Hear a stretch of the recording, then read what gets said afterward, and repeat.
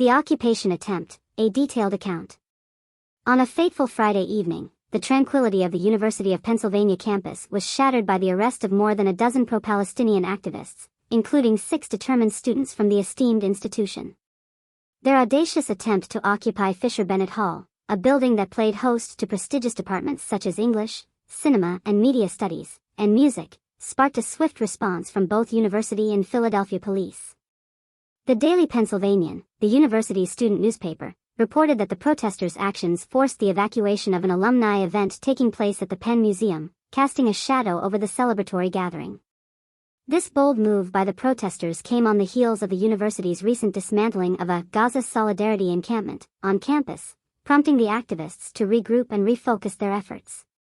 According to the Daily Pennsylvanian, the protesters resorted to unorthodox tactics to barricade 3 entrances to Fisher-Bennett Hall, employing wooden pallets, wire, and overturned furniture as makeshift barriers.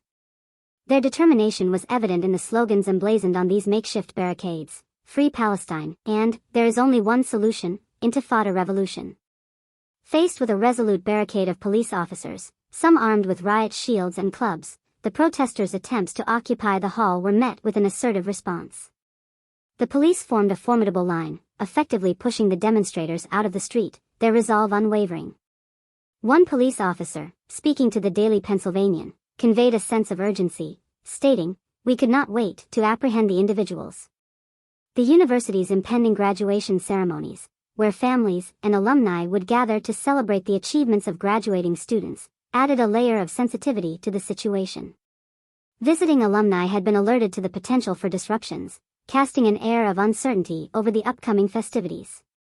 Nationwide, students have been actively demanding that their respective educational institutions disclose and divest themselves from assets linked to Israel, while also advocating for amnesty for individuals who have faced disciplinary actions or arrests related to their activism. In a statement released by a university spokesperson, the events that unfolded at Fisher-Bennett Hall were described. Earlier this evening, a group of individuals entered Fisher-Bennett Hall on Penn's campus and attempted to occupy it. Penn police, with support from Philadelphia police, escorted them out and secured the building, taking several individuals into custody. The situation remains active. The university further elaborated that 12 individuals were issued citations for failing to disperse and failing to comply with police commands, and were subsequently released. However, 7 remained in custody, awaiting felony charges, including one for assaulting a police officer. Campus police also discovered lock-picking tools and makeshift metal shields crafted from oil drums during their investigation. Exit doors had been secured with zip ties, barbed wire, and barricaded with metal chairs and desks, while windows were covered with newspaper and cardboard.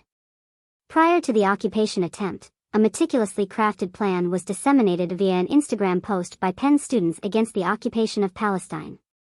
This plan urged protesters to bring essential items such as flags, pots, pans, noisemakers, and megaphones. It also declared that the occupied hall would be renamed Refaat Alareer Hall, in honor of a Palestinian poet who lost his life in Gaza in December. In their statement, the group attributed their planned occupation to a series of escalations by the Penn administration, citing the administration's refusal to engage in good faith negotiations. They also highlighted the arrests and disciplinary actions undertaken by Penn police and the university against student activists. As the dust settles on the events that transpired at Fisher-Bennett Hall, the underlying tensions between pro-Palestinian activists and the university administration remain palpable. The ongoing debate over academic freedom, freedom of expression, and the role of universities in addressing geopolitical issues will undoubtedly continue to shape the campus landscape at the University of Pennsylvania and beyond.